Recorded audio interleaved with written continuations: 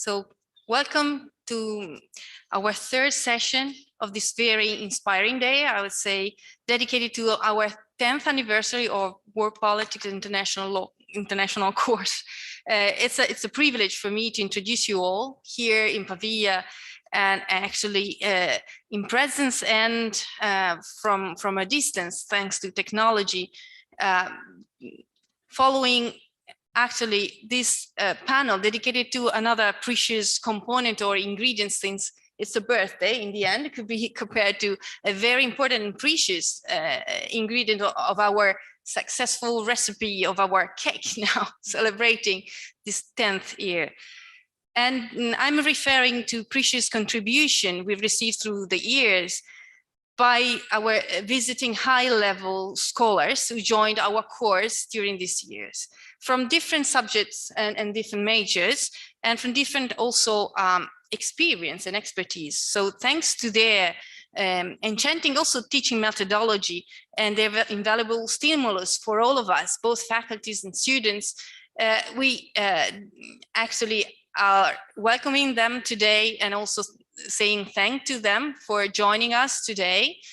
As for those who couldn't make it for today, but we know that in a way, they're participating as well. So actually, we can say that after years, they confirmed us that the idea, the original idea, the course was actually designed, is confirmed. What about interdisciplinarity? Interdisciplinarity is one of the characteristics we wanted to give to such an experience, and the approach, interdisciplinary approach, is so fundamental to grasp complexity of the international relations and context.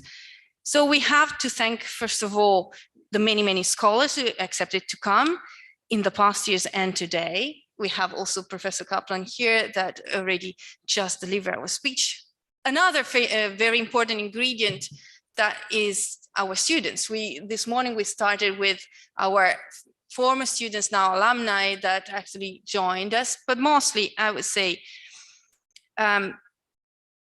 we can say that thanks to technology we can spread, and we could spread since day one after the pandemic spread, this methodology, this way of sharing ideas, of stimulating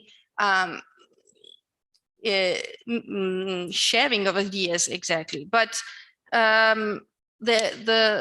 actually, as a second important thanks note, I would like to thank the department and the university for backing the initiative and sponsoring this program that actually was so precious for us. And finally, a special thanks to all the colleagues who believed and hardly worked since the beginning to the World Politics project. I'm referring a special mention, I think, to Professor Ruge, our former rector, who actually designed it with small groups of, at the beginning small, but then larger and larger colleagues here in Pavia, and the references to the present. And I thank specifically also those who are now retired, so Jacques Ziller as well, but also those who are not here anymore with us, like Tina Confalonieri. My thoughts are for her. Anyway, I don't want to take time to the precious initiative, and I'm going to leave the floor immediately to our panelists. We have chosen a title that has a broad, actually, intention and a wishful, maybe thinking proposal. The title, as you've seen, is Choices and Tools for a Renewal for the International Order. Anniversaries are good opportunities to look back to the past, but also to think over what will be the future, our wishes, our will, maybe some hopes. Is everything we have known or starting to know, depending from our position, good enough? Do you think you can manage to intervene and change it? Do you think you have the tool to get it? Our offer is exactly this, to find the tools, thanks to the local faculty, but exactly also thanks to the visiting one. So As for the logistic and organization of the panel, I would actually leave the floor immediately to the reference person in our local faculty who hosted the scholars in their courses to introduce the guest with a short bio, and then leave 10 minutes each. After this, there will be a Q&A section for the present and online for those who can. Stay with us till the end. That is almost foreseen for 4 o'clock. If I'm not wrong, obviously, if you want to stay more, will be nice as well.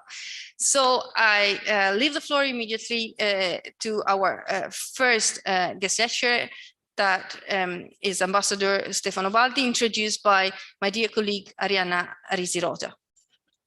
Thank you, Carola. Good afternoon, everybody. I am delighted and honored to welcome Ambassador Stefano Baldi, a longtime friend of Pavia University and of our department, having lectured several times in the History of Diplomacy WPIR course, and as a promoter and organizer, having offered to our department some successful laboratories, online laboratories, as the OSHE one, which took place last spring as a pilot initiative.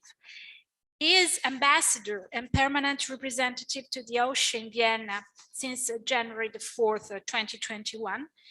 Previously, he was ambassador of Italy to Bulgaria from 2016 to 2020, and previously again, training director at the Italian Ministry of Foreign Affairs and International Cooperation. His experiences in the multilateral environment list the post of first counselor at the permanent mission of Italy to the European Union, responsible for legal and financial aspects of the common foreign and security policy as RELEX counselor. And he also served at the permanent mission of Italy to the international organizations in Geneva and to the permanent mission of Italy to the United Nations in New York, in charge for disarmament affairs. He has lectured in many Italian universities, don't list the others, but Pavia is among them, and in his heart. And he has also written or edited more than 30 books, and I'm very, very happy to share with him the interest for training, academic training, professional training, and the mixture of the two, which is witnessed today by his presence in this panel. So thank you, Stefano, for joining us. The floor is yours. Thank you very much for this introduction. I started already for my 10 minutes, try to stick to the minutes that you gave me. Of course, I have to use at least the first minute to thank you, of course, all the group, Carola Ricci, who introduced this section, and all the other friends that I have met during these 10 years. Fabio Ruggia was mentioned before. Of course, I owe a lot to him as well. And I'm very glad to be even virtually with you, but also even virtually with other colleagues in this case who have contributed in these 10 years with their knowledge and with their practice, with their experience to the course. I think you have very good reason to celebrate. So I'm glad that you organize all this, because 10 years ago I was around already. I mean, I was spectator of when this idea was born and it was first applied. So I feel very proud to have followed the whole exercise. In the meantime, I can tell you that I've been changing three jobs.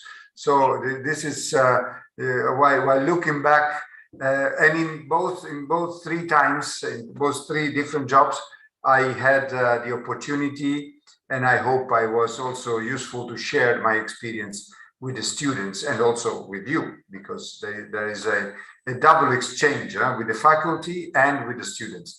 And I must say, I always got back quite a lot of ideas and of energy by this contact that I've been having. Having said this, I would like to use the rest of the time to talk about a little bit of my view of this broad theme that you chose for today, which deals with tools which are currently available in the international arena, in the international community.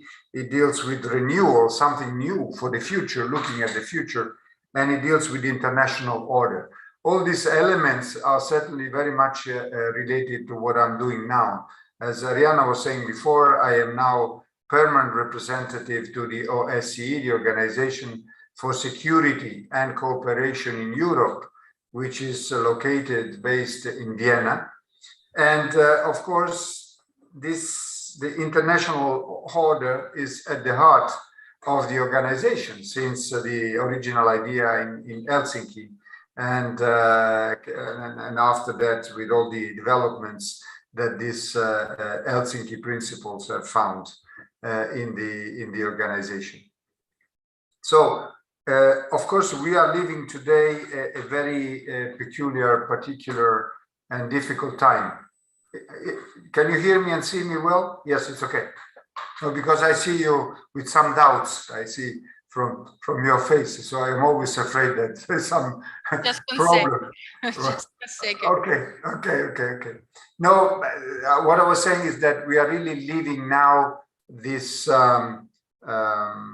changes in our daily life, in the daily life of the organization. And when I say changes, I mainly refer to the change of how can I say, the change of scenario that took place after the 24th of February of this year. To be honest with you, even before the work of the OSCE, where of course there are 57 countries, and one of the countries is Russia, and then there are all the Central Asian countries, and then there are the Caucasian countries and the Balkans. So it was not an easy game. But after the 24th of February, the whole thing has changed completely, and the atmosphere has changed completely. Unfortunately, and this is due, of course, to the conflict, to the war. Of course, we now I think everybody recognizes that it's a war, even those who have been insisting initially that it was not. And you can imagine that we have weekly meetings all together, where Ukraine, Russia, and all the other participating states, as they are called, are meeting together. Even this morning, I am here. In principle, today we have the meeting of the Permanent Council, but for some kind of reasons, today it lasted only this morning. But I can tell you what I've heard this morning is unfortunately the usual standard presentations where we have two completely different narratives on what is going on. And this is not only the problem that we face and that you always hear also from the news, but the other problem is that currently in a place where dialogue should take place, because the organization, the OSCE, was created to foster dialogues in the past between the two blocks, now between the countries, among the countries who are taking part of the organization. The dialogue is very difficult, and most often it's a kind of dialogue of deaths. I mean, we're just talking different languages, and not only from the grammar or words point of view. It's really so. This raises many questions also concerning the tools. And one of the questions which comes up is, are international organizations, okay, here is OSCE, but we could talk about Council of Europe, we could talk about UN, adequate for this kind of situations? Why diplomacy cannot prevail when you have long-standing organizations which should prevent conflicts and everything else? I think this question is not correct in the sense that it's not, the problem is not the organization, is not the decision-making process, is not the participating states. The problem is the political will, because that's the heart of the matter.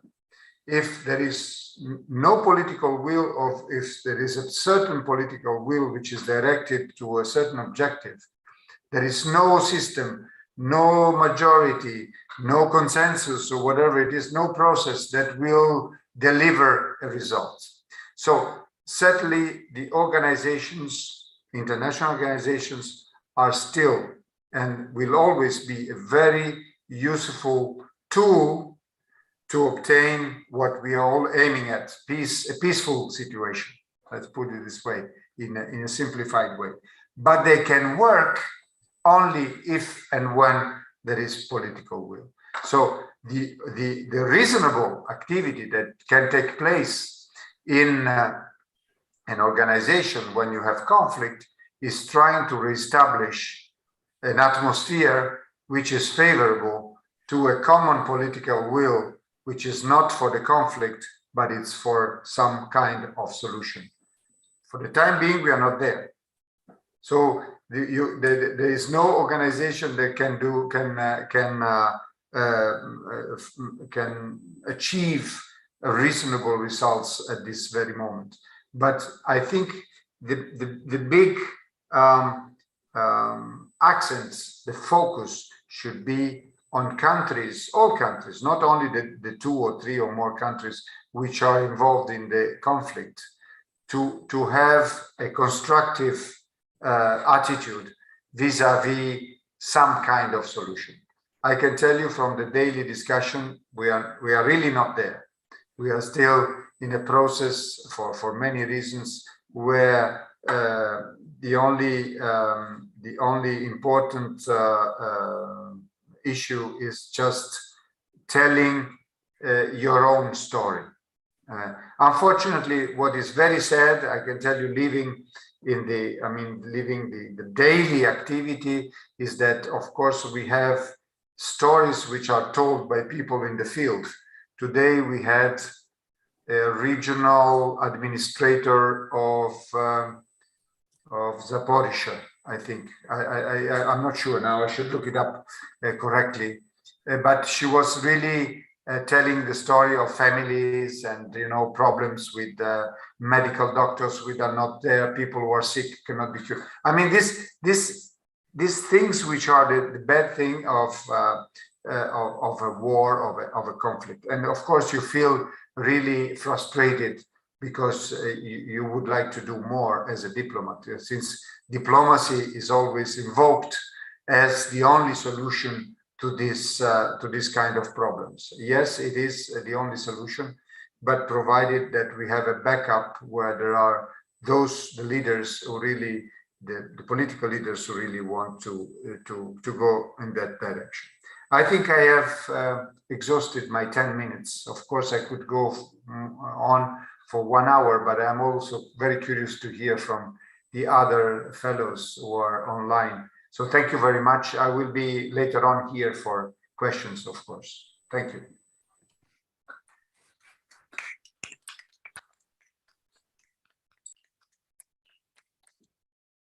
Thank you, Ambassador Baldi, for the precision of and also the even shortly very inspiring, thoughtful expertise you're sharing with us. Also, thanks also to the lab that we pioneered this last semester with you. So I'm immediately passing the floor, leaving the floor to Professor Poggiolini in order for her to introduce Professor Zubok, that needs to actually is required in class. Thank you very much, Carola, and thank you all. I will be extraordinarily fast because Professor Zubok has to go to class himself. So he has very little time and we want to hear him. So let me just say that Vlad Zubek is professor at the London School of Economics. He's a great expert on the history of the Cold War and post-Cold War, and particularly an expertise on the Soviet Union.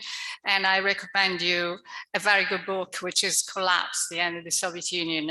It came out in 21, though he has published an awful lot more. And now I just want to hear, we just want to hear him. So the floor is yours. Okay, thank you, Ilaria. I mean, nothing concentrates your mind more than, the fact that in 10 minutes I have to be at another place teaching to 30 students, plus the war, of course. Can you hear me? Yes.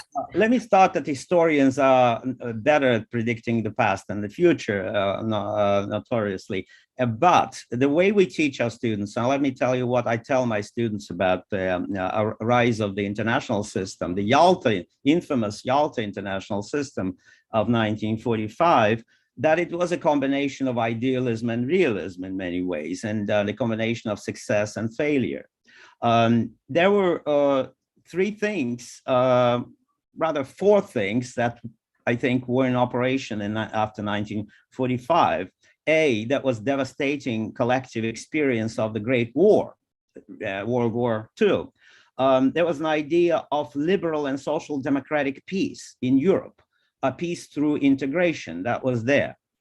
There was also big fear of the Soviet threat at the time, and the Soviet Union loomed large, very large in European imagination. And finally, that was this success of United States giving at least half of Europe a security cocoon that dealt with divisive security fears of different Western European countries and sort of tamed realpolitik impulses that drove countries apart rather than together. So now fast forward to the end of the system, which was, of course, the collapse of the Soviet external empire and the Soviet Union itself. We had at that moment a slightly different set of drivers that were changing the international system in Europe at that time. And I'm speaking only about Europe, not the rest of the world. It's way too complicated already. The first driver was US unipolar leadership. And of course, it was intimately connected to NATO. So no surprise that the United States filled the vacuum vacated by the collapse of the Soviet Union, and NATO began to fill this vacuum after some initial hesitation. The EU, of course, was formed at that time. It was a shining success, and that was the second driver of change at the time. And finally, I should stress the third driver of change were fears and aspirations of post-communist countries, most of whom wanted to distance from their past and from Russia, the successor to the Soviet Union, as far as possible, and join, of course, NATO and join the EU. So what we see is the unique role of the United States, and the original design was to contain Russian neo-imperialism and nationalism, to check realpolitik impulses and tame them, and keep in check historical grievances in the entire post-Soviet space, including Russian grievances.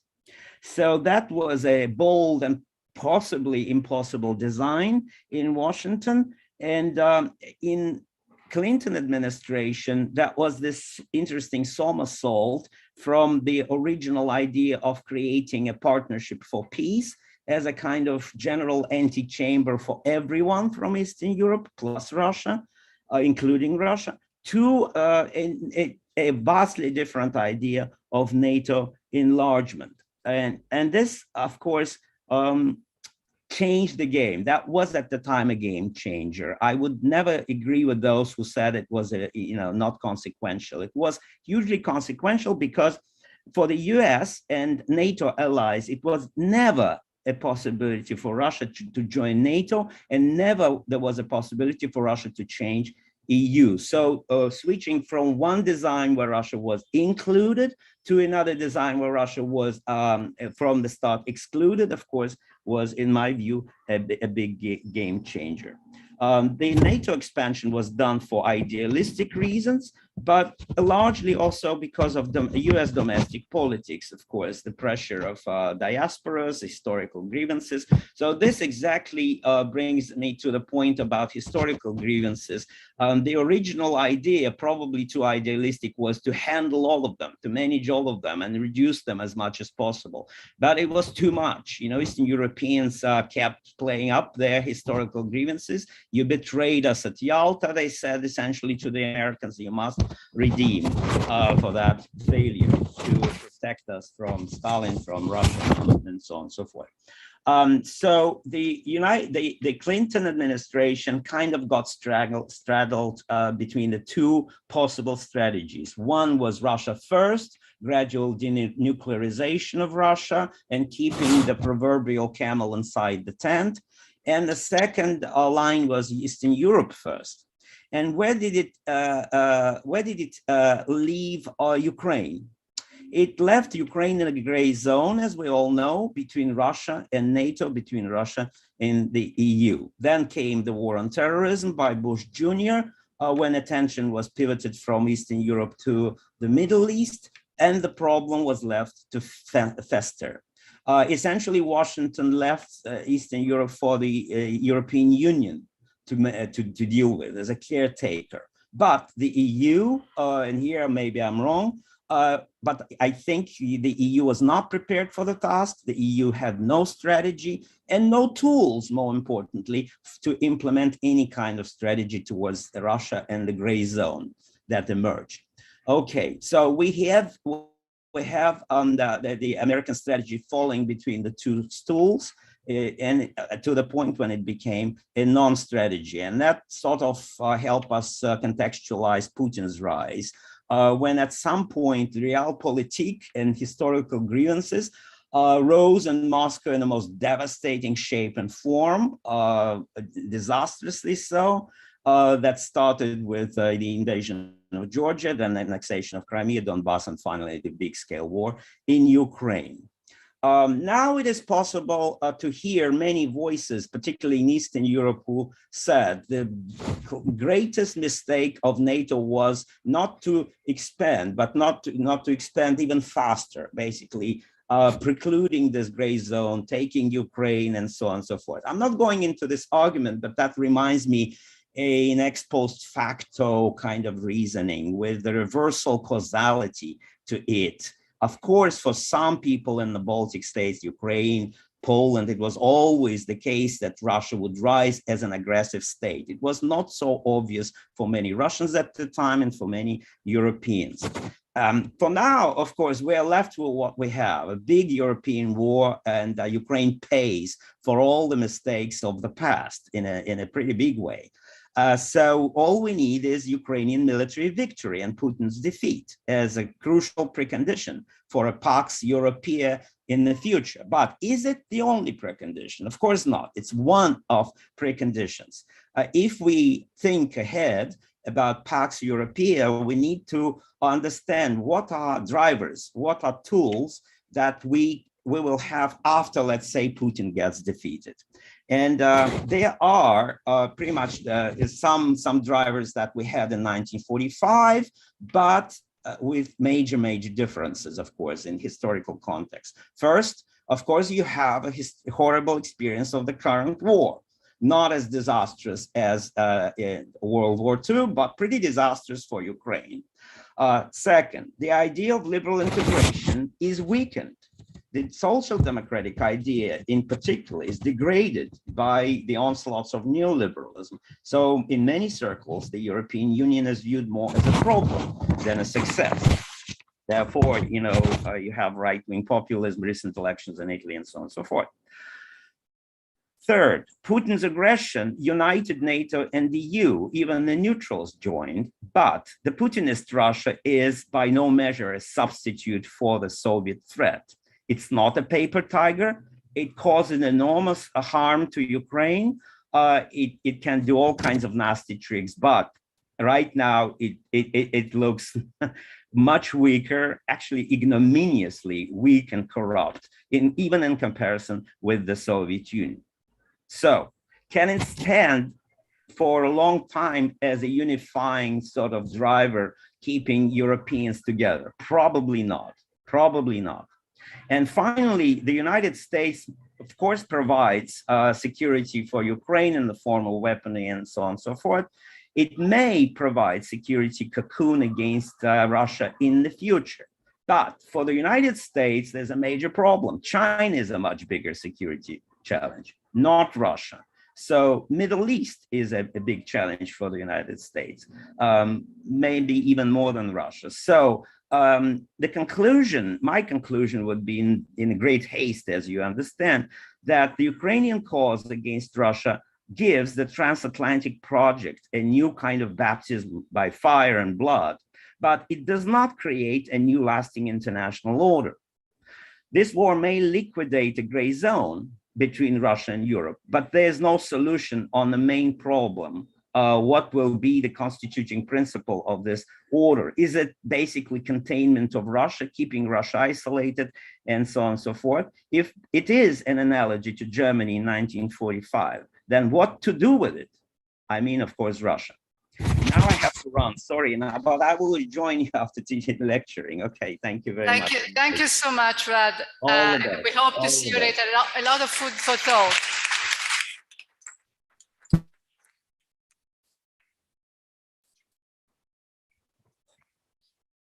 Thank you. Thank you. I think we'll gather all the reactions and questions from both the panelists and also the public later. So get ready for that, hopefully for those who can stay with us. Now I'm gonna give the floor to Marta Bo.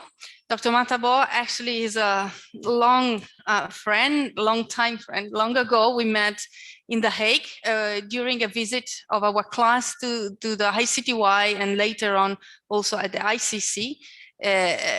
After her PhD from Genova, we were both original from the same city. And actually, while I was coming back to Pavia, she at a certain point was so glad to join us for a kind of winter course for our students, for politics students, on international criminal justice. And she trained in a full immersion, I would say, week dedicated to international justice, and namely ICC, including the relatively new vision on justice, international criminal justice, for whom, whether a new conception of victims should be introduced and why. This was in the design of the negotiating states of the Rome Statute. So now is, as you have understood, actually, is the time for the legal perspective. So I'm leaving immediately the floor to Marta, and thank you for being with us.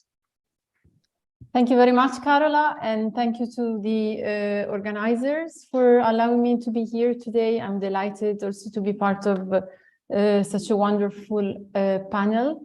I will just make few reflections on justice for whom. So as Carola said, the topic of my course at the time was international criminal justice, but with a specific focus on victims' participation and victims' reparation at the ICC.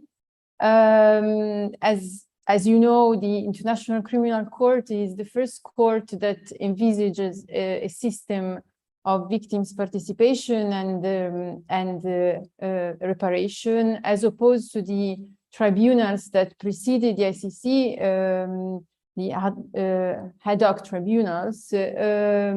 The ICC provides these possibilities for victims. And also the ICC has represented a model for other courts, such as the recently established Kosovo chambers that similarly envisage a system of victims' participation and reparation. And this is linked to the also negotiations of SEC statutes, where we saw a heavy participation of NGOs, civil societies that pushed for certain provisions to be introduced in the SEC statute, which at that time were just very embryonic and were developed through the case law of the courts years later after the establishment of the SEC,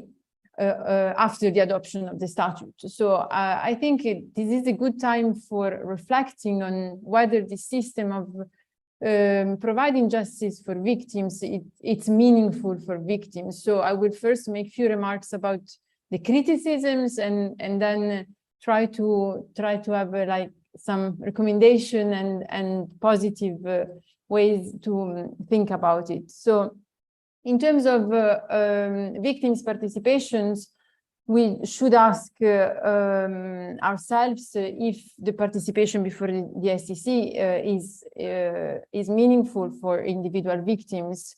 Obviously, the councils have an obligation to consult the victims, but this is done in the most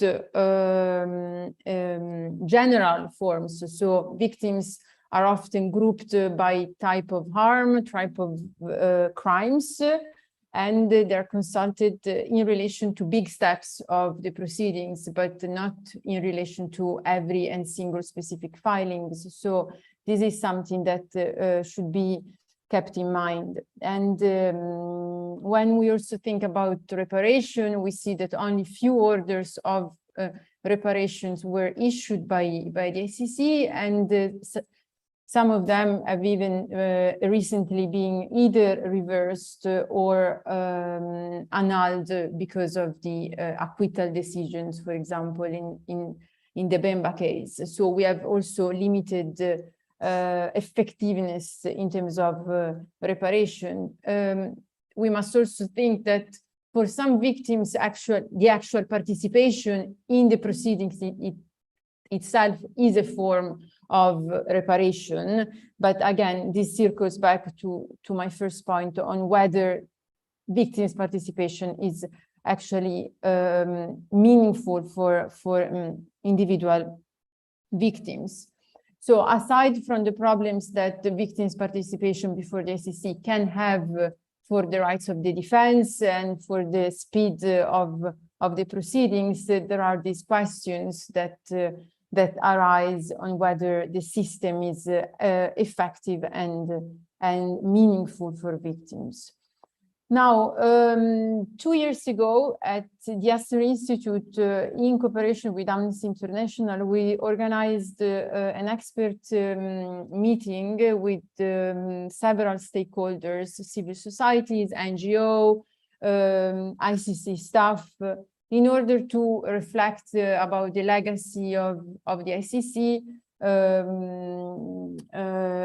in the anniversary of the adoption of the ICC statute, but also to look at the future, at ways on how the ICC systems can be improved. And I think there are some of the recommendations that we collected and we formulated in that context could be useful to think about ways to improve justice for victims of international crimes, since this is also a topic that is very timely due to the current war in Ukraine. And basically, I think there are three ways in which we could think about improving this effectiveness of justice. One is to think about the SEC according to the complementarity principle, that it's the fundamental principle that governs the SEC, and seeing domestic courts as having the primary duty, the primary obligation to provide justice for victims.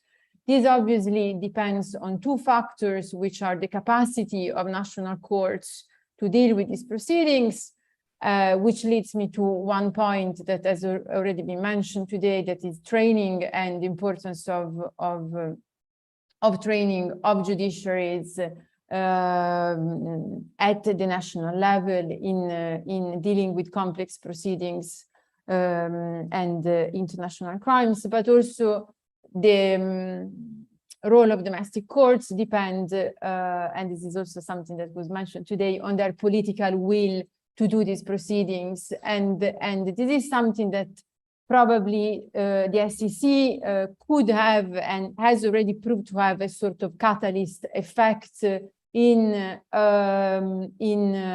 encouraging political wills at a certain domestic level.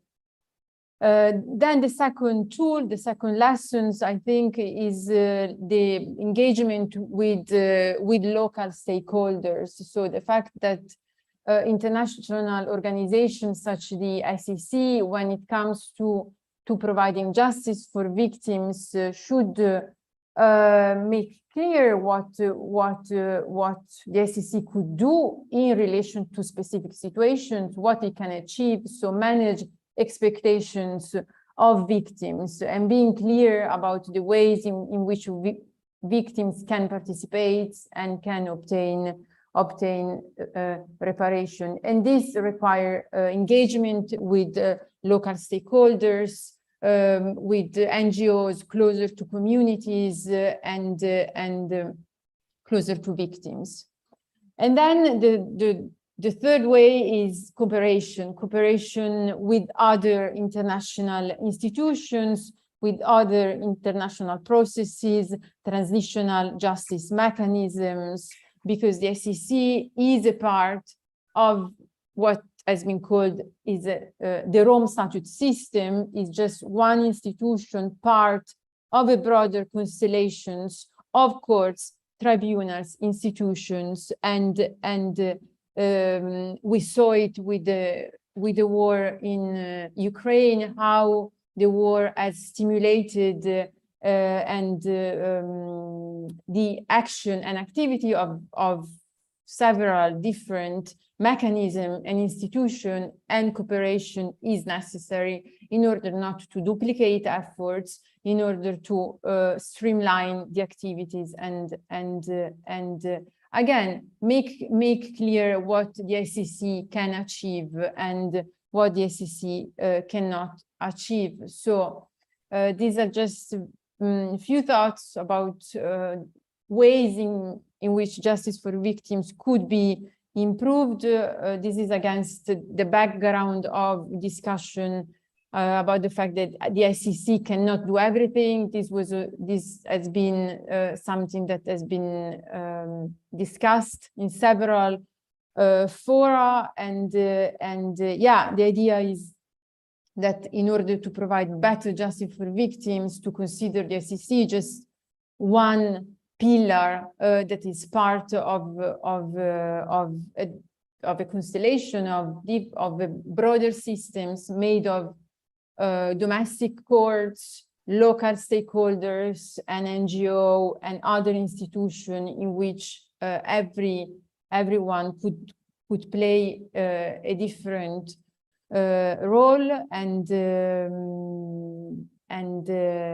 yes, that's just few thoughts about how we could improve the current system. And yeah, thank you again for this opportunity.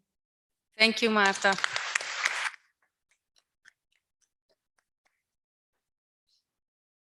Thank you. So we're moving from the legal prospect to the historical one. Just to complete the scene, we have another dear friend and colleague that actually joined us, Professor Bon. She actually joined our team as soon as almost the second year our adventure started for comparative history of government course. So it's a pleasure to have her again here. She stayed with us some years, actually, 3 years. And now she's at the Catholic University of Milan, teaching the same subject, almost. Almost the same, yeah. So we posed her the same question, the same invitation. So I'm kind of curious to hear your approach for us today, and just leave you the floor. Thank you so much, Carola, and thanks to the organizers of this roundtable, and especially Marco Clementi and Arianna Risirota for inviting me to celebrate this important 10th anniversary of World Politics and International Organization. As Carola was saying, I was honored to teach here for 3 years in this master program. And from a teaching point of view, it was just let me say that it was a very important and challenging training moment for me. So thank you. And I'm still grateful to Ian Carter that I don't see here, but I'm grateful to him and to Professor Rugge, whom actually I took over like the class. I had the honor of to taking over the class, for trusting me and giving me this opportunity. So coming to what I decided to share with you today, and the reflection I decided to share with you today, for this special occasion, I thought of sharing some thoughts of the Next Generation EU as an extraordinary tool and an extraordinary crucial political choice that may affect in the future permanently the European Union.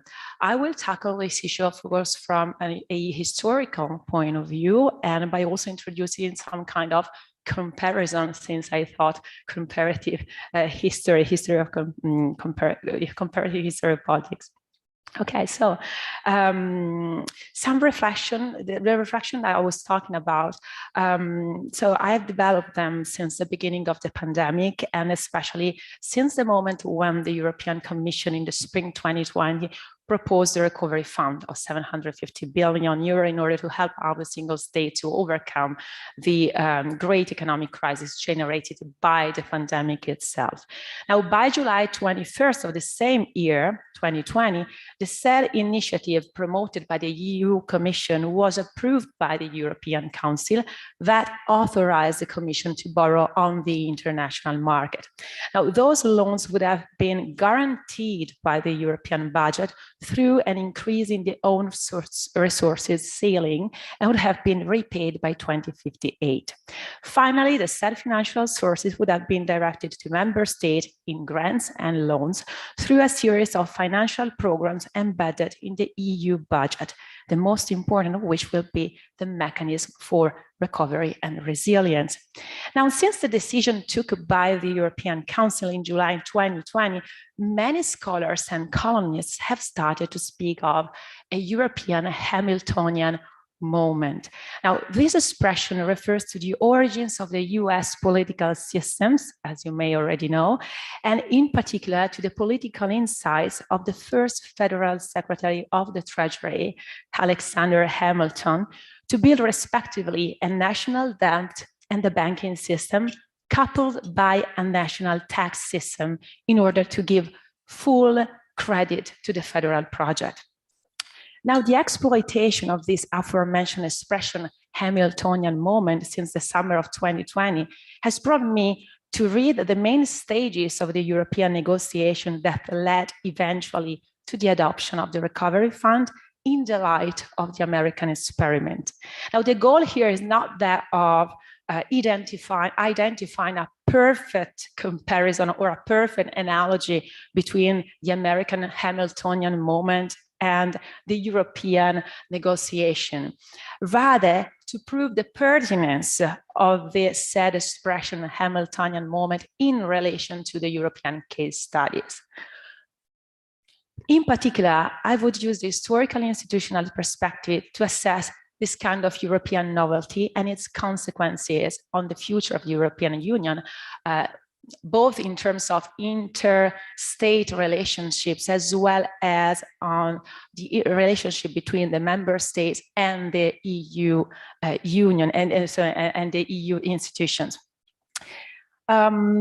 This extraordinary issue of European bonds actually can be inscribed in a broader issue of the European budget sources, which has been debated ever since the foundation of the European coal and steel community, and before 2020 had been revived between 2011 and 2019, by the communitarian debate.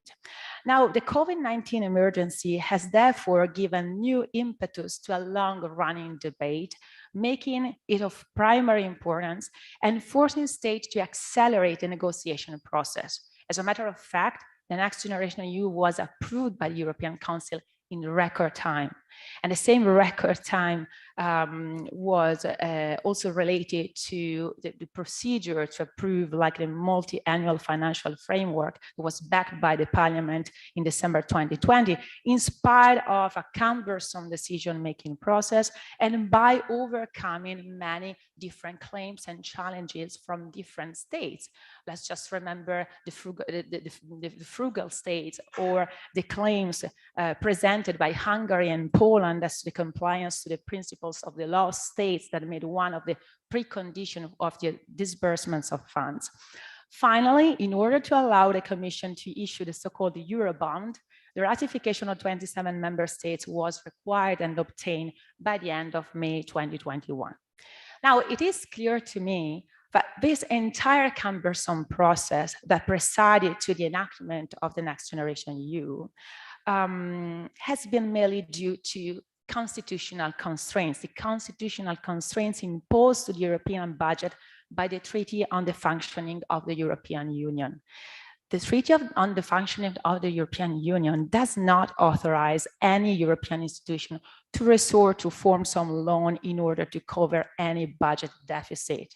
And this is a substantial implication of the principle of balanced budget expressed by Article 310 of the said treaty.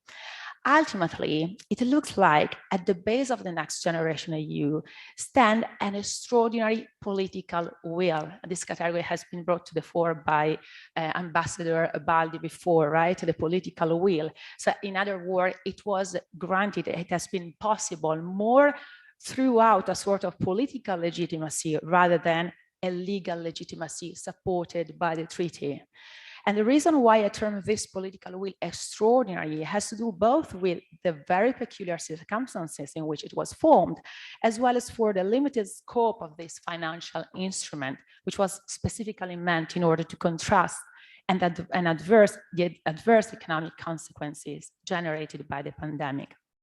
However, as it has been underlined by the literature, the exceptional and the emergency nature of the Eurobond cannot diminish the innovative scope of this financial instrument.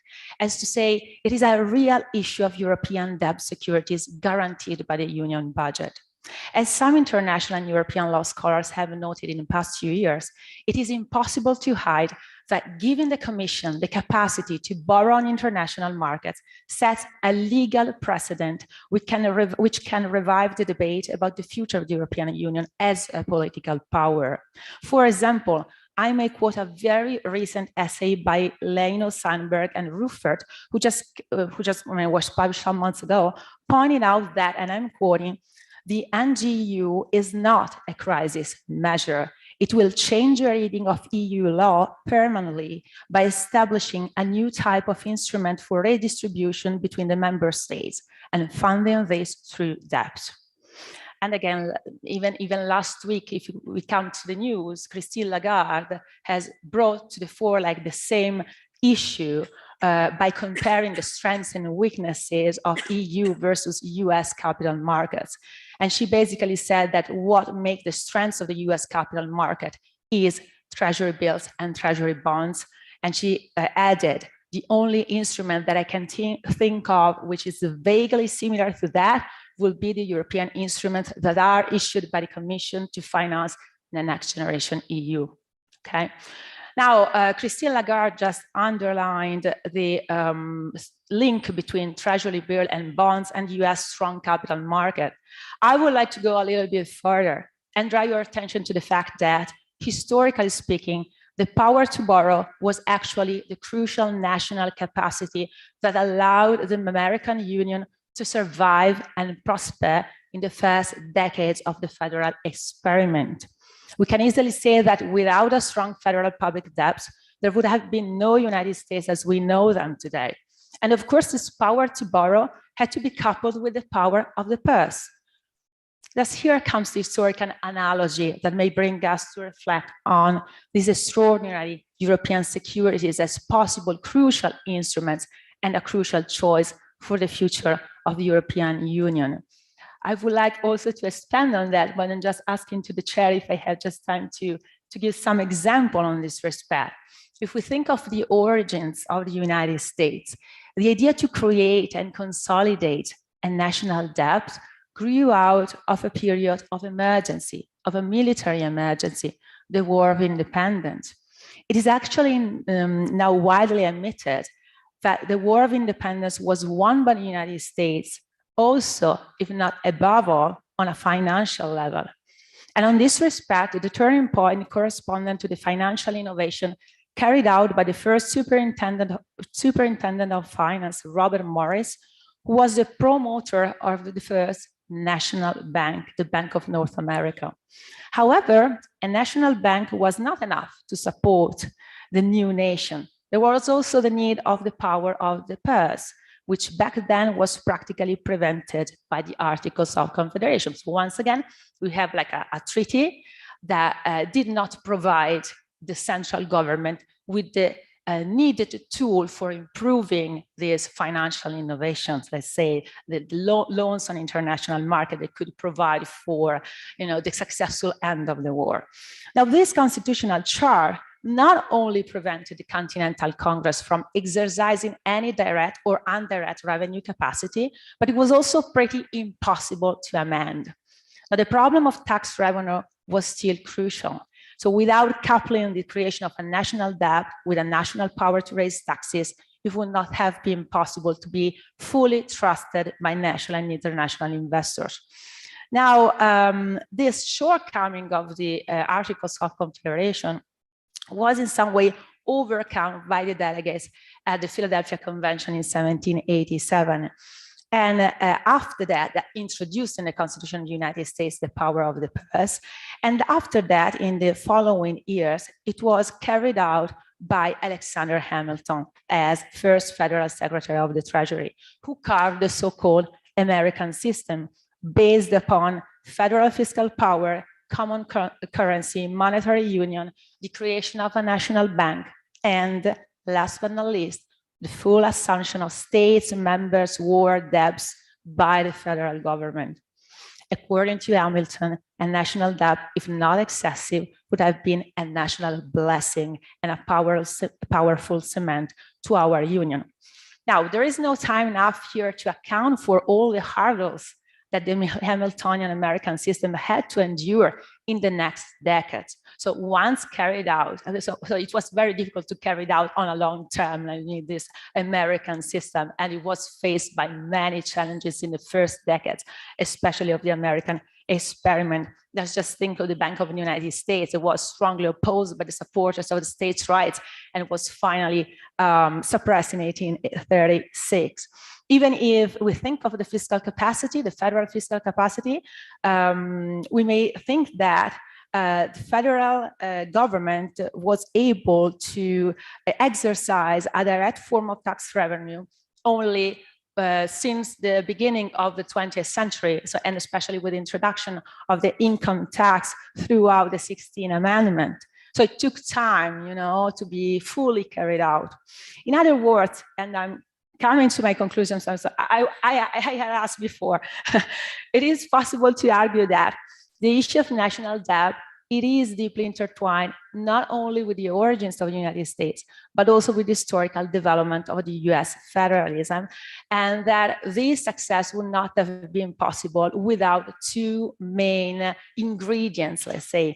On the one hand, the capacity to reach like a constitutional compromise or many constitutional compromises. On the other hand, a strong political will, and I insist this category has been brought to this forum by the ambassador before. So just as the American founding fathers of 235 years ago felt entitled to overcome the constitutional limits to the Articles of Confederation to guarantee the survival of the United States in a context of military emergency, likewise, in the course of 2020, the European leaders facing the pandemic had come to terms with the limits and constraints of the treaty and managed to overcome the said constitutional constraints in order to save the European economy and consequently the European project. And I'm sorry to have exceeded in time.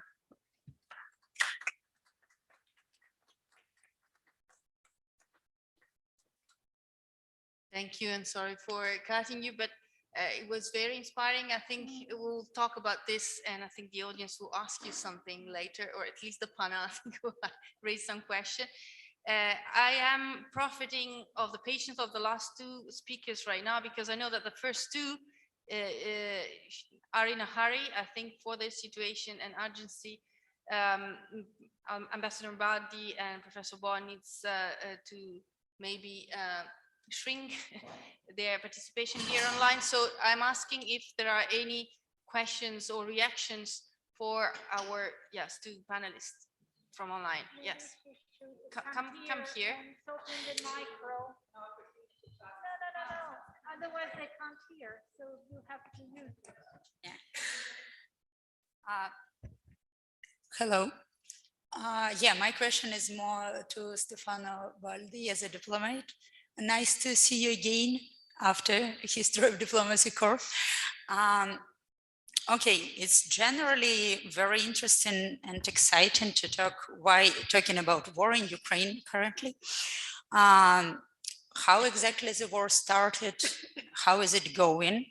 But especially taking into account our topic is renewal of the order. It's more interesting to think why war ends, why usually wars end. And we can just for fun heavily fantasize.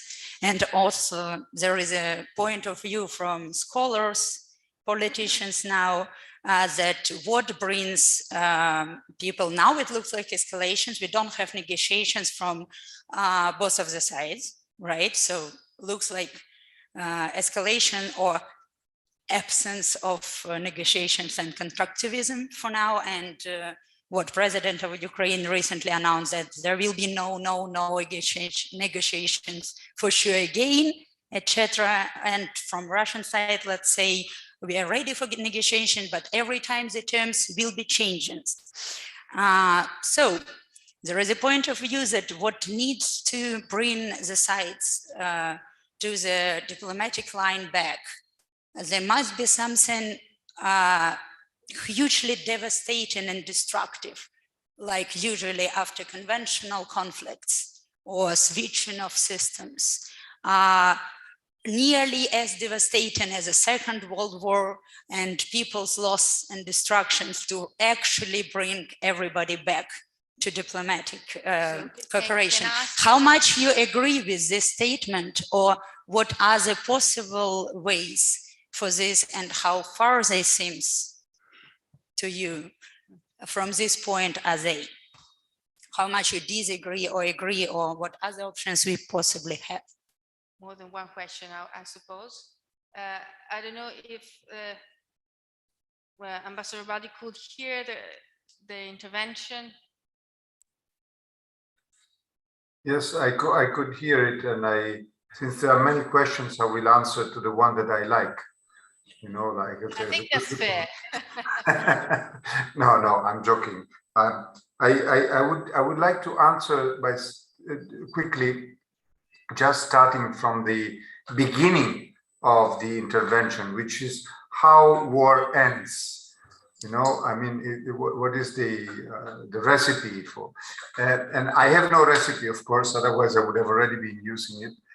But I'm afraid to say that looking from the perspective here in OSCE, and even if you broaden it, but let's focus here. Are we really sure that war ends? The war ends, because you know, in the OSCE area, there are many examples of what they are called the protracted conflicts now. We used to say frozen conflicts, now it's protracted, but it's the same thing, which means it is a situation. If you think of Georgia, if you want to mean South Ossetia, Abkhazia, then you think of Azerbaijan and Armenia, and then you think of Transnistria. You know, there are all areas where there is no conflict, fortunately now, or more or less. But is it really ended? So, of course, it's good that we think for some kind of game over in this war. But you know, if we are statisticians and we look at the past, it won't be really or necessarily a complete clear cut. Whatever will be. Now, I don't want to enter on the declarations that have been done. I only would like to use one line that I had written down, and I find quite clear quite explicit to clear what I think is. I wrote down that any denial of denial or refusal of dialogue, it can only lead to an escalation of the conflict, to some kind of escalation, not of the conflict. If you don't find a way to speak, if you don't find or try at least to speak, you can only escalate. You cannot de-escalate. So this is how I see it. I know that I didn't answer, but I hope I gave some more food for thought. Thank you, Ambassador Baldi. And I think there was a lot of food for thoughts here. And I would love to have even more time to discuss on this issue. So this is also an informal, but not so much informal invitation for you to come again and visit our classes, even online. For us is really nice and enough, also because we know that you love technology, and your courses and classes are also very entertaining, even from a distance, and very, inclusive. So I'm asking if there are other questions or interventions from the panel, just to Fried, Ambassador Baldi. Not for the moment. So if we, no, some others, you have a fun, you cannot see it from there, but I think we'll maybe profit for the future. We'll gather some questions in case and send you by email, if possible, because I think also from the following panelists, I think some reactions will raise that could be interesting for you to answer, maybe. Thank you very much, and I'm sorry to be leaving. I also had questions myself, but I hope we will have other opportunities even to be all together. And really, congratulations for the 10 years again. Thank you. Thank you.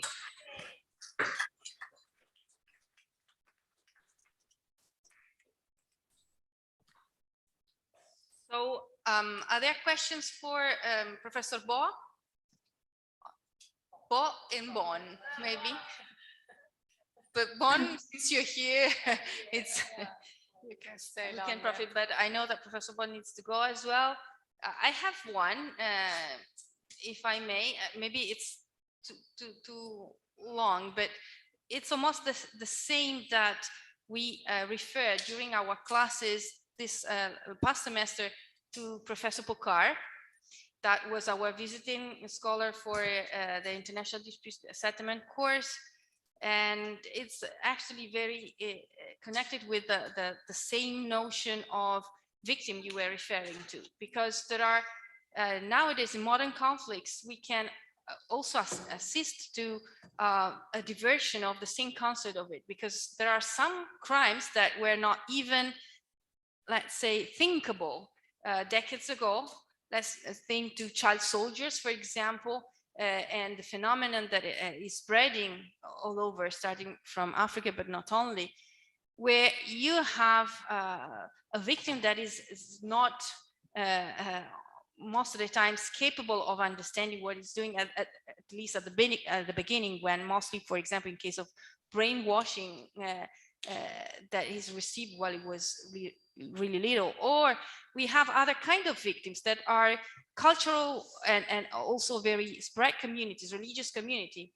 Let's think of the case of Mali and Timbuktu Temple in the Al-Ahmadi case. You talk about reparation. So my question is, do you think that is also this notion of victims, as you were saying, maybe it's not that meaningful to have them present during the process, but still, do you think that this depends from the same difficulty in defining what a victim is, what nowadays victims are?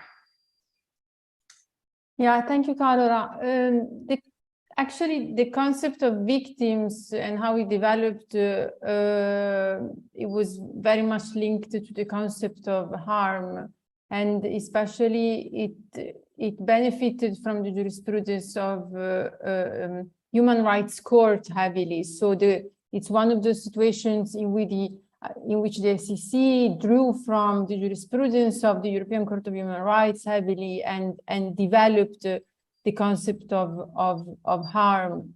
And I think that in this concept, in this situation, I just would want to add a few thoughts on the concept of harm in armed conflict and the use of new technologies as well. For example, now there has been a lot of discussions on another topic I'm working on, which is autonomous weapon systems, and basically whether the use itself of an autonomous weapon systems, regardless of attacking civilians, but whether the use itself, it actually harm potentially victims in a sort of like psychological way, additional way compared to normal harm. So this is just to say that it is a concept in constant evolution, and these evolutions, I think, goes hand in hand with the new ways also of inflicting harms to civilians, to vulnerable groups and vulnerable people. Thank you for your reflection, thoughtful intervention. And thank you for being with us. I know that you have a tight schedule as other speakers, so I really need to give the floor to the following speakers with introduction bios as well. Thank you, Marta. See you soon. Thank you very much again for this invitation. Thank you. So Del Pero, right? Mario Del Pero. Professor Del Pero is Professor of International Relations, History of International Relations, an Italian who's very cosmopolitan, has taught for many years at Bologna University, but is now teaching at Sorbonne University in Paris. And his expertise is a deep expertise on America, on America's forest policy, as well as the interaction between America's forest policy particularly from the end of the Second World War to today, and Europe. Just to mention only one book, as I've done with Vlad, unfortunately time is not much for me, and we want to leave it to you to use it much better than me. Is the book I like to mention is Empire, it's translated in English, is Empire and Liberty, US and Europe, 1776-2016. I also would like to say that Mario Del Pero was here teaching, partly remote, partly in presence last year, teaching the course, actually my module in transatlantic relations. I had a short period of leave, and Mario taught the course that I normally do, and I'm extremely happy with the results of that course. So thank you again for that, and thank you for being one of our visiting professors, and also thank you for your patience and being here now. Mario. Thank you. Okay, thanks so much, Ilaria. Thanks for the invitation, the kind presentation. As a little correction, I teach at Sciences Po, not Sorbonne. I feel compelled to mention it because it's just like telling an AC Milan player that he plays for Inter or vice versa. So sorry for that. Forgive me. No, that's all right. That's all right. Thanks so much for the invitation, and of course, happy anniversary. I'm one of the historians in the room, so I will also take the historical perspective on your question and the topic we are discussing here, although my historical perspective is fairly short term, in the sense that I would like to focus on the crucial watershed of 2007-2008, a turning point, I believe, and I have argued elsewhere, under whose shadow I think we still live and operate, and which A third point, which explains a lot of the dynamics of fragmentation and deglobalization, which have marked the international system and which have seen clearly an acceleration in the past few months after the Russian invasion of Ukraine. Why do I believe that 2007-2008 has a sort of, periodizing value? I'll give you very briefly four basic answers and explanations. First, that dramatic and global financial economic crisis challenged and possibly delegitimized for good the idea that globalization or the dynamics of global economic integration of the past 40 years were somehow producing a win-win situation for everyone. A certain benign understanding and reading of globalization was challenged, shattered, and as I say, eventually delegitimized by that crisis. Why was it so? Well, because in a way, some of the mechanisms that have contained many of the contradictions of that process of global integration could not operate anymore. I'll come back to it in a second. The second point is that the global crisis of 2007-2008 did expose the inner fragilities and the contradictions, as I said, of both global capitalist integration and democracy itself, particularly the hegemon's democracy, the United States. Many democracies, beginning with the American one, proved unable to provide some basic security to a significant portion of their citizens, particularly an impoverished post-industrial middle class, if we want to use a slogan and simplifying a lot. A middle class, post-industrial middle class, badly hit by globalization, but also facing a novel condition, and namely the end of a sort of, compensative mechanism, an indirect but very powerful, indeed fundamental element of the social safety net, namely consumption. In that consumption, the possibility to consume more and more via cheap and deregulated credit. What we have seen, and I'm referring here to the US because those dynamics were more visible in the US and possibly the UK, but that's something that has characterized all the most advanced industrial democracies. What we have seen in between the late 70s and 2008 was an explosion of individual and household consumption, a contextual collapse of private savings as a percentage of disposable income, and somehow consumption and access to consumerism was a way to compensate stagnant wages, outsourcing, deindustrialization, and a growing inequality in both income and wealth.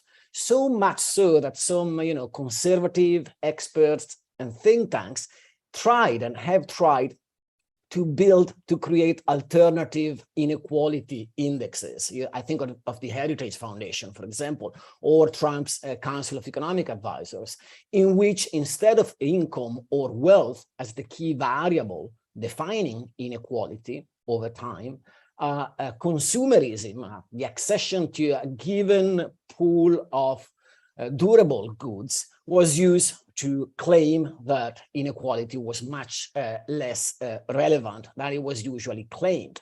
In one of the most bizarre readings I had come across in the past few years, namely the report on poverty of Trump's Council of Economic Advisors, a report claiming that the US was a way more equal society than Denmark or the Scandinavian social democracies, this argument was explicitly put forward. We consume more, and we have to use that variable to measure the level of equality and inequality in the system, which is highly problematic.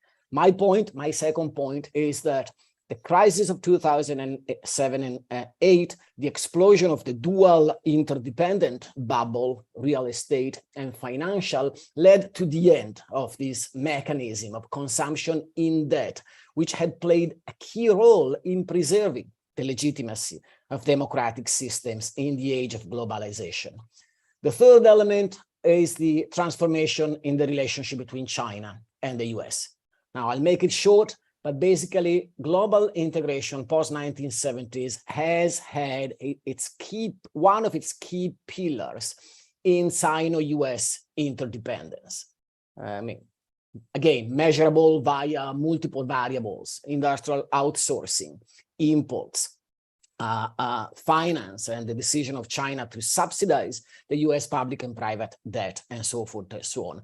But the benign understanding, highly ideological benign understanding of globalization was based also on a very optimistic understanding of Sino-American interdependence, in which basically the collaborative element was emphasized, whereas the potential competitive dimensions of that interdependence were overlooked or simply put aside. And then finally, and I go back to points that have been somehow directly and indirectly raised in some of the previous interventions, 2007, 2008 further delegitimized and weakened a system of global governance and its fundamental institutions. Here, I think the link is also to post 9/11, the US military fiascos of post 9/11, and a more general weakening of the liberal order, for which the US, I believe, bears a huge responsibility.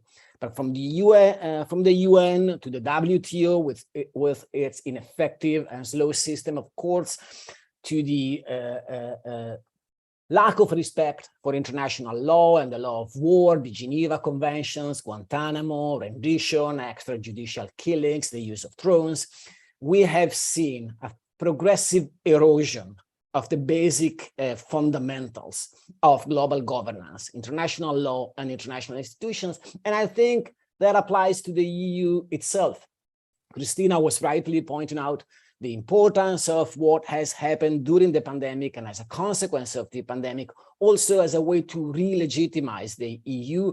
We must not forget what the EU did or did not do post-2008, a kind of German-centric EU opted for an austerity response, a very punitive approach vis-a-vis some national cases. You remember the two Greek crises and so forth and so on. And that has contributed in its own way to delegitimize the EU or strengthen in many European countries a sort of, anti-EU or even Europhobic impulse. To sum up, 2008 has seen a delegitimization, a contestation, a weakening of globalization and global capitalist integration, democracy, cooperation and interdependence between China and the US, and global governance. I sum up very quickly for the sake of this communication. What has ensued?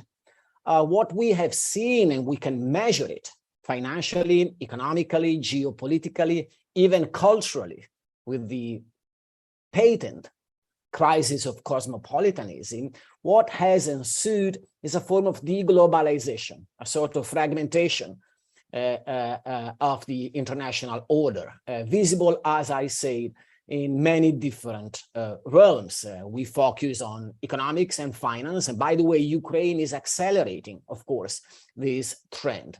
And what has replaced these dynamics of global integration, I think, and Ukraine again is driving this process, a sort of switch to regionalized forms of interdependence, a strengthening, for example, of the transatlantic link, and possibly an effort, something the Biden administration would want, an effort to deepen the level of transatlantic integration in security as well as in economics. That has been immensely visible, for example, in North America, in the revision of NAFTA, the NAFTA to the USMCA, something that in security terms the US is pursuing on the Pacific. Of course, the objective is to contain China. Where do we go from here? These kind of regionalized interdependencies, a colleague and a friend whom I immensely admire, Jeremy Edelman, calls it a form of tribal interdependence. To the historian, this kind of regionalized interdependence is a form of reminds us of those blocks of previous periods, the 1930s in particular, that doesn't bode well for the future. That said, historians, we imagine and somehow predict the past, and I believe we must stand clear of the future. Whenever I try to deal with the future, I miserably fail, whether it is betting online on Yannick Sinner at Flushing Meadow, or predicting an electoral outcome.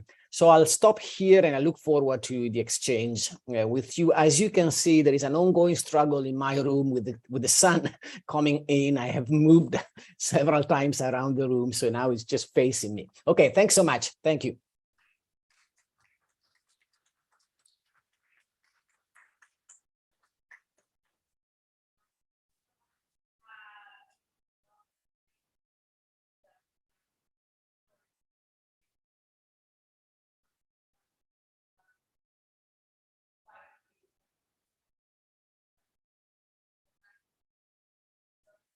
We don't hear you.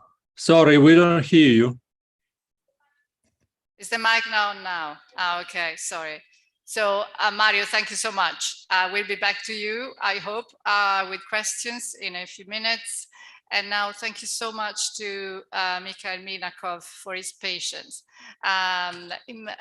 Mikhail is our future a visiting professor, meaning very, very near future, because he's starting next week to teach a course here on Eastern Europe and Northern Eurasia.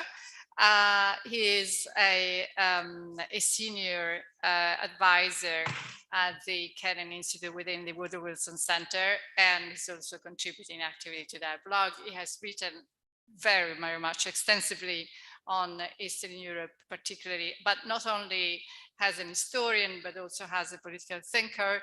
He has quite a broad and multidisciplinary approach. As for my other colleague, as I just mentioned, one book, Dialectic of Modernity in Eastern Europe, which came out in 2020 and has been translated in Italian a couple of years later. So I'm very, very glad to welcome you. You've been in Pavia before, and you will be from the coming week meeting our students. So it's been extraordinary kind of you to patiently stay with us for the entire session. And if I can, happy birthday, because I know it's your birthday. Yes, thank you very much, Ilaria. Indeed, it's the birthday of the program and my own.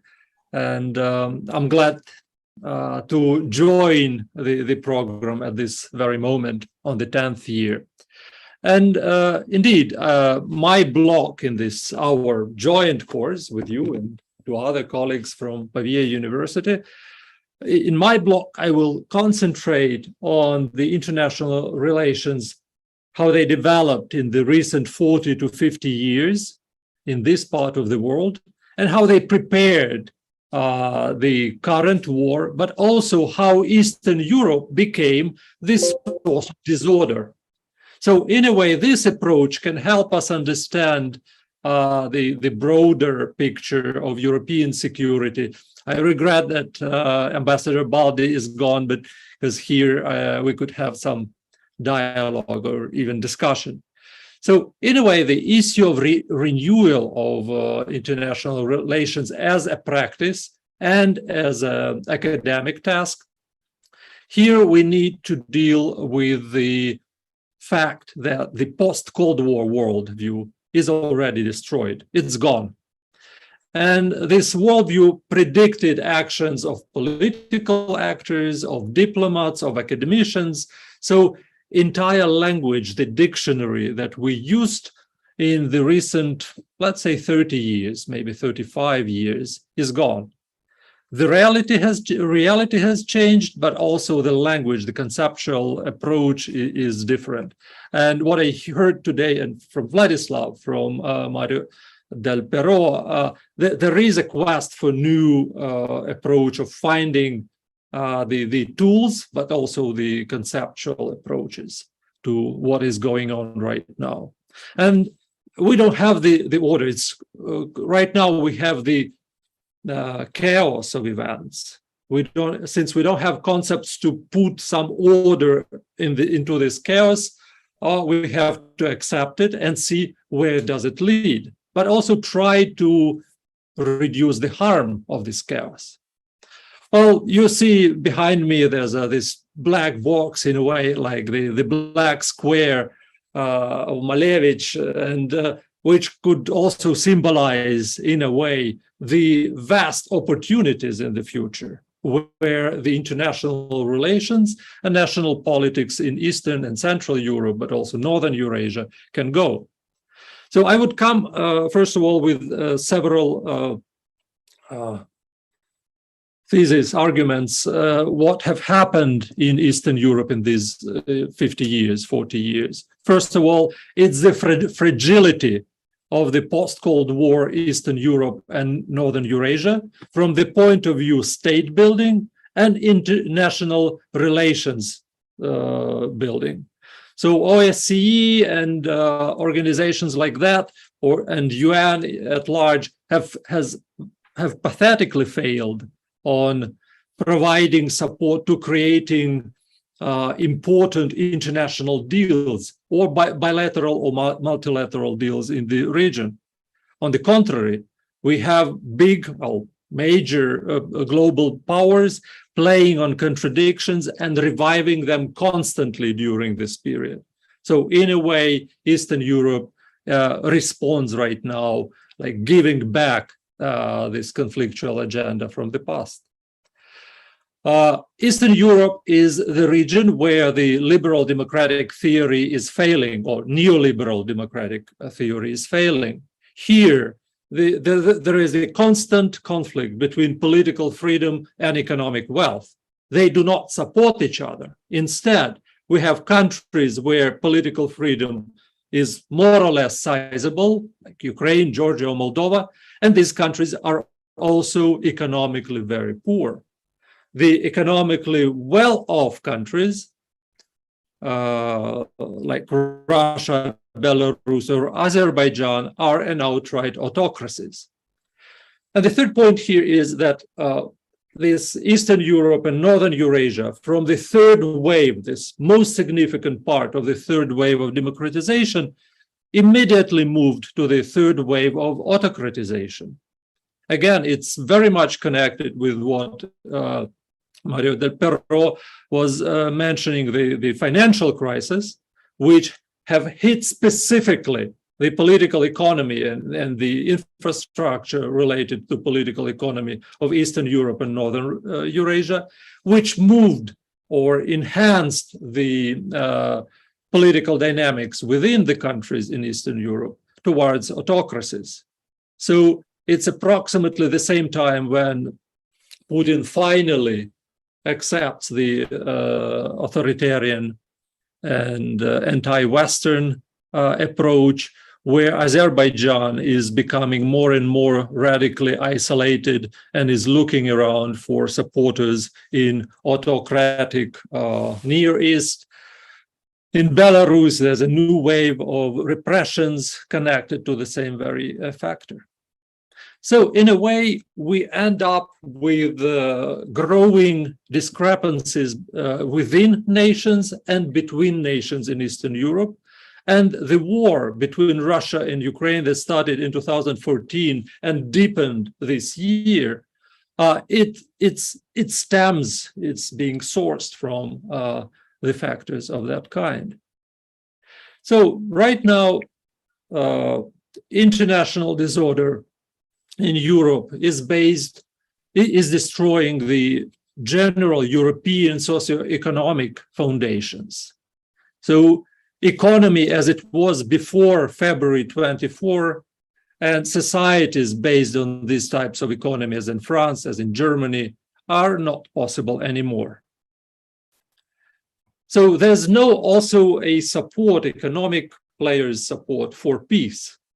Maybe even the aggravation and the conflict thinking brings us to the situation where we will have international relations connected with the military context, where diplomacy is mainly the diplomacy of megaphone, and the peace agenda is not possible anymore. Even more, today, if you look at every time was the issue of peace comes into the picture, either with Elon Musk or with Habermas interventions, the reaction from very different players is very negative. Peace is not valued anymore. It's very militarized thinking of different stratas around Europe, in the East, in the West, pro-democratic, pro-authoritarian. And there was also very interesting reactions to the war. Well, as Ukrainian, I'm glad to see the European solidarity around us and support around and solidarity around support, military support to Ukraine. But also there was this the shadow of this solidarity, which showed that the immediate reaction of political elites, of power elites in Western and Central Europe was the recreation of Iron Curtain on the new borderlines, though, and new Cold War agenda. Of course, it's very European issue. It doesn't deal with the global South. It's less connected to the Central Asia, for example. But Europe is getting back, even reflectively, instinctively, back to this agenda of Iron Curtain and new Cold War agenda, which I thought, and it looks like from the contemporary literature, many others thought, is the past. So if we have the situation of military contacts and diplomacy that relates to this agenda, then there's the choice between total victory, so no middle points, no protracted wars anymore. This choice recreates the international relations. So the blocks about which Mario Del Perro was talking about is actually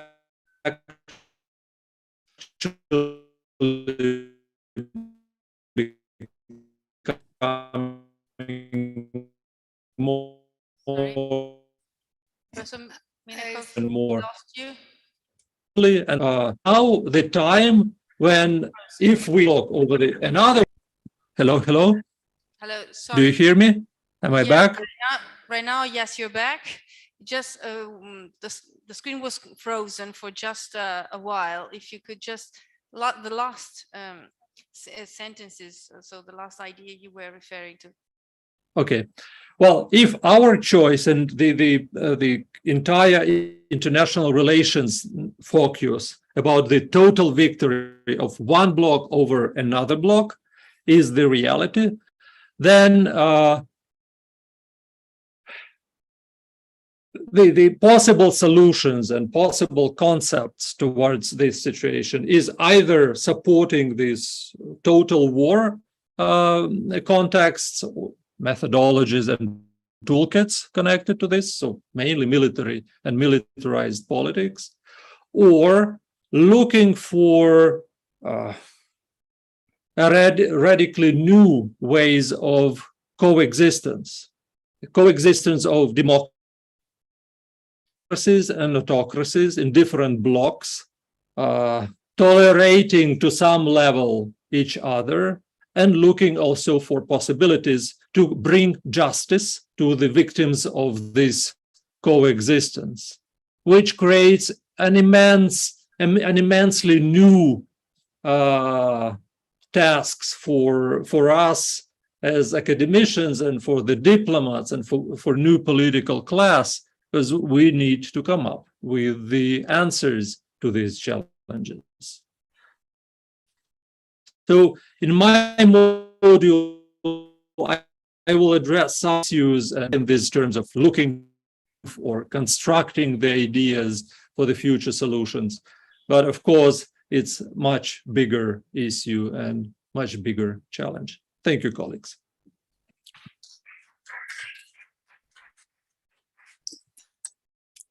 Thank you so much, Mikhail. I think it's stimulating.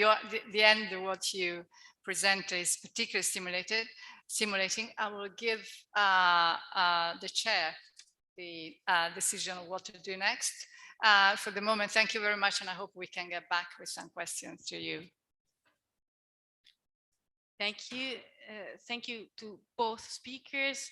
Actually, other food for thoughts, and maybe not that far from the provoking thoughts that we also hear this morning from Professor Kaplan, that is here present, about this coexistence or proposal of coexistence of democracy and autocracy, and also coexistence with globalization, or ideas that maybe not maybe dealt with together, and in the end had to be dealt together, because this is it. This is the situation we're living in.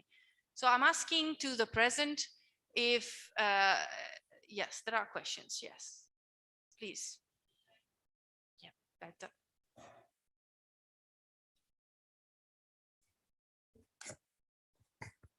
So first of all, thank you, both the professors, for your interventions. So I have two questions, and the first one is for Mario Del Piero, since you were one of our professors last year, and you told us about the ambiguity that characterizes the US-EU relations in the sense of co-interdependence between the two. So I was wondering if the commitment of the US that you are seeing today, especially with the war in Ukraine, is something that will be that will have like structural consequences on the relation between the EU and the US, or if you think that it is just an emergency response to the situation, and it can be influenced by political changes within the US system. And the second question is for Professor Minakov. I hope I pronounced correctly your name. So also this morning we have thought about the situation in the Balkans, and in particular in Kosovo and in Bosnia, where we are seeing some tensions. And I was wondering if you could say to us if you think that the war in Ukraine is having some impact or not in the region. What is the relevance of the US role in the region? And if you think that in the future, the intervention of China in this region can be more influential than the American one, or at least it can be an important variable to consider to study this region. So thank you. I would maybe immediately give the floor to the panelists. Also, I think Professor Bolton has something to react from the first question, maybe, but let's first follow the order of call. So Professor Pero first. Thank you. Thanks. The short and most convenient answer would be to say, I don't know, because it's a very complicated question, which opens up multiple issues. Now, on a more serious note, on the one side, this US administration from day one has tried to somehow re-cement a sort of transatlantic unity after the period of Trump. And sometimes we forget how deep and strong North transatlantic integration still is, according to some basic fundamentals. in terms of, trade volumes, in terms of, foreign direct investments, in terms of security integration. There is a level of, integration on the North transatlantic space, which is still unique. That said, 2 points. The first, which we have seen very clearly in the past 2 decades, transatlantic relations are exposed to, the volatility of politics everywhere, but particularly of politics in the hegemon, in the case of the hegemon, in the case of the US. So nothing is given. There are some very strong fundamentals, and then someone like Trump, even because someone like Bush, I hope you all, not the students, but the others, do remember the transatlantic rift of 2002, 2003 over Iraq, which was extremely deep. You had, a German chancellor surviving politically by attacking the US, which was possibly the first case since 1949. So the transatlantic relations can be exposed to these kind of turbulences. Point 2, Ukraine has contributed to re-cement this sort of transatlantic unity, for sure. It has been used by the US to impose some kind of, discipline, and also to finally oblige some allies, Germany overall, to modify some of the policies they had, pursued in the past few years, especially when it comes to energy. There is a follow-up. Basically, what the US is asking the Europeans is now to participate more, intensely to the campaign to contain China. How do you contain China? Well, first and foremost, by vetting Chinese investments, by reducing China's presence in the global supply chains and the conditionalities that that presence gives to China, and so forth and so on. By preempting China for, buying key strategic infrastructures like, ports in the Mediterranean, to make a very concrete example. Will the Europeans, follow the US on that? It's not a given. I mean, if you look at, trade volumes and investments exchanges between China and Germany, they have boomed in the past decade. So there is something unique, I believe, in the transatlantic relations, in Atlantica, if we want to use a slogan, but there are also, Ukraine has strengthened the transatlantic cohesion, but there are still many variables we don't know which could weaken this kind of, unity.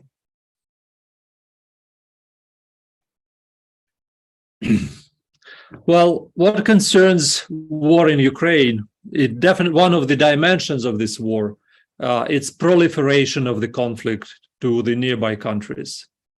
You definitely see that Southern Caucasus is getting worse and worse, showing the limited forces of Russia militarily, but also politically.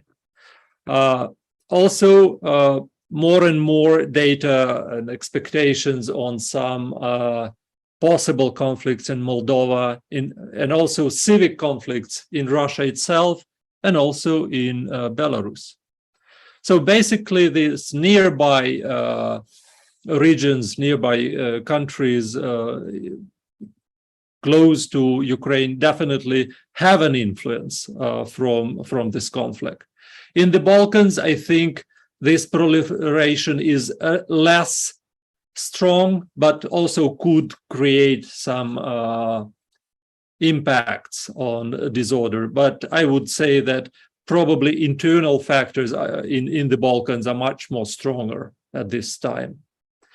Well, what concerns the role of the US in this war?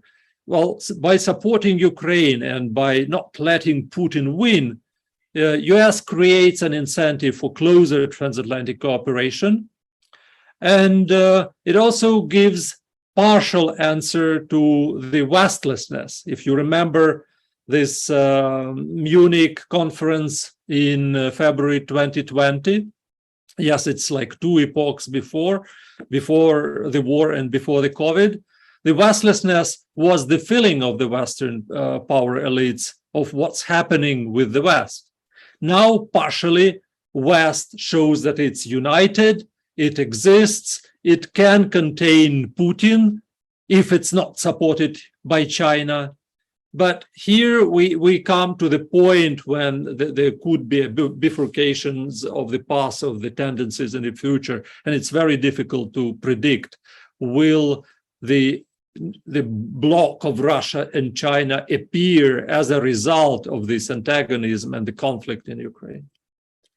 And finally, this possible China role in this situation. Let's first of all wait for 9 days and then see who wins in the party congress in Beijing. This is a very important moment. Will China dedicate itself for the harder international behavior, or will a new generation of leaders be put in the key positions? We'll see. And the Congress is a critically important moment for us to understand where does China move and how the China-Russia alliance can be created in the future. But also another very important event in international relations has already taken place in September. That's the Samarkand summit of the Shanghai Organization of Cooperation. And here you definitely see that the bloc has appeared with Iran, Turkey, India, China, Russia, and many other countries looking for political, economic, cultural, closer cooperation with possibilities in future to become this huge Eurasian organization led by Beijing. But again, it's still in making. The processes that go on today in Ukraine and around, they recreate the world in Europe and in bigger Eurasia, but also they prepare our future that me and you will live for another 20 to 30 years.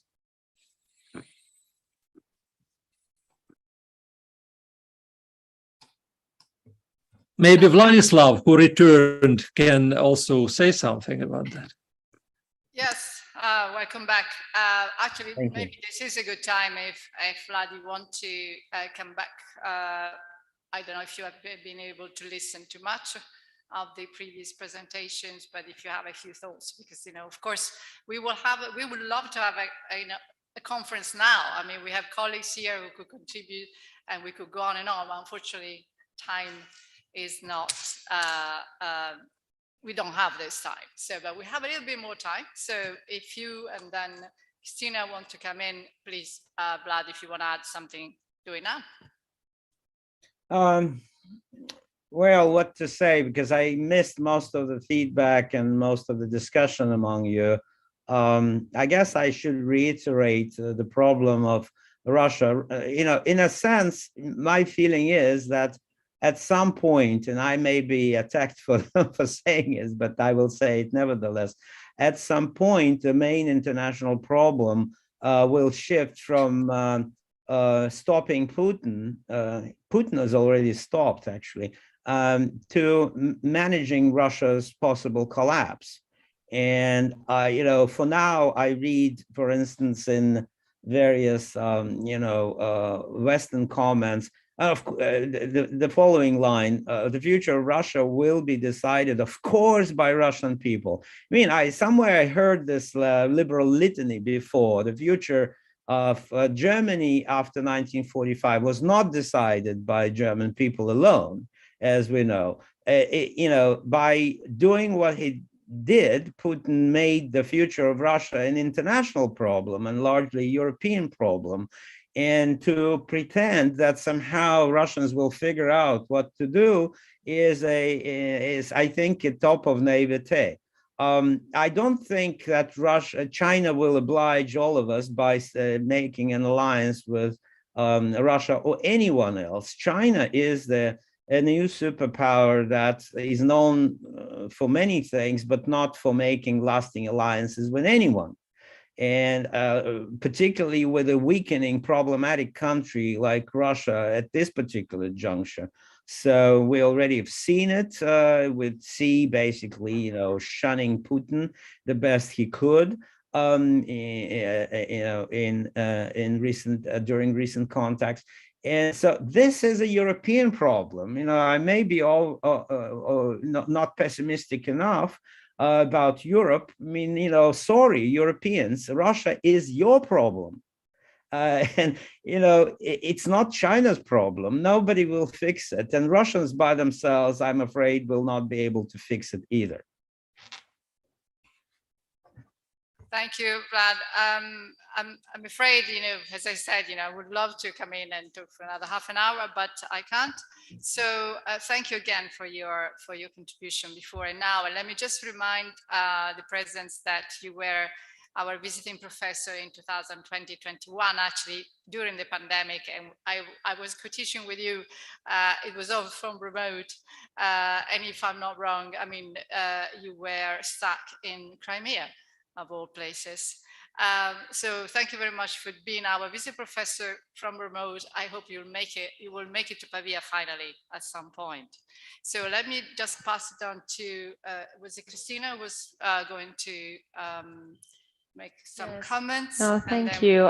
As to the questions that have been asked, especially in relation between US and Europe, but it's not that I have that much to add. And I totally agree. I can't help from agreeing to Mario Del Piero. Let me just add that this ambiguity that you studied, it is rooted in history, of course. So if you look back to the history of US and Europe, it is a long history of competition in some way, right? We cannot truly talk of any period of true isolation of US international affairs from the European affairs. Maybe there is just a little span of time which corresponds to Franklin Delano Roosevelt's policies that can be termed isolation or something like that, but not more than that. And actually, I have like a very short question for Professor Minakov.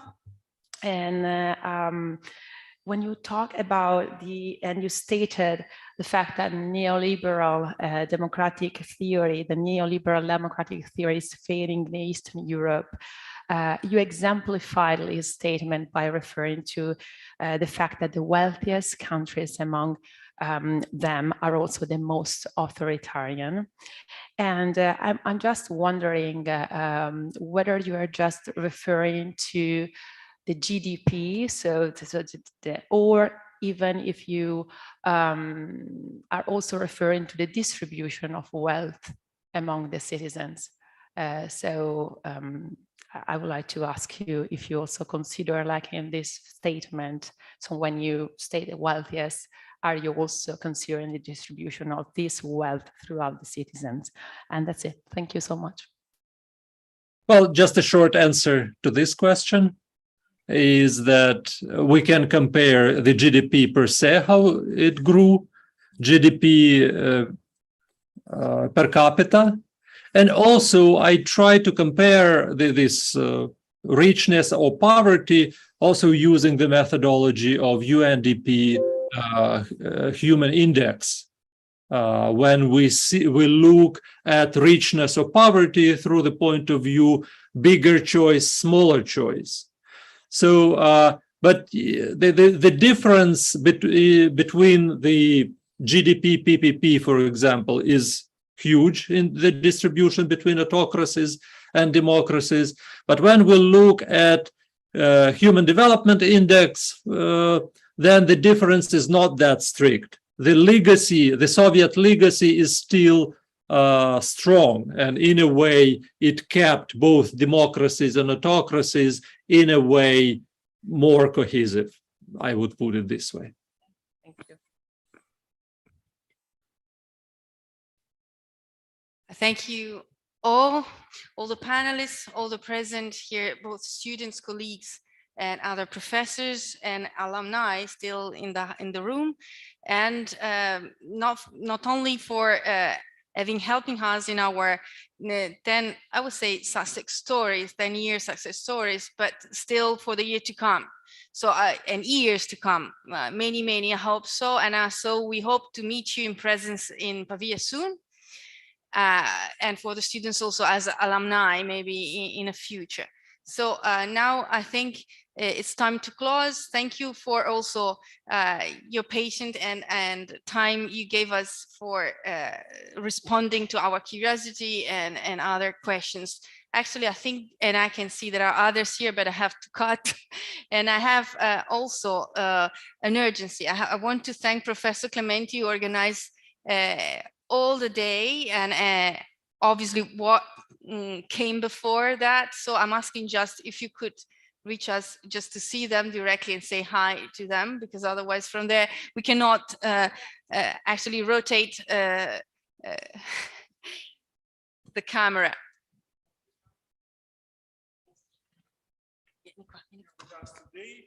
Thank you, Arianna. Thank you, Carola. Thank you, Ian. Actually, it was a common endeavor. So it was a common effort. So I'm very happy it was so successful. And please, I leave it to you. We are going to give Christina a very small present as a memento of this celebration. Yes, and of course, thanks a lot for the visiting professors who are online. We are going to send you this very small memento by post, just as a memento of your contribution to the master courses and to this celebration. Thanks a lot. Thank you, Carl.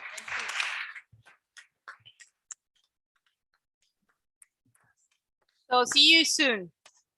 10 of these years and even more than this. And happy birthday to Professor Minakov as well.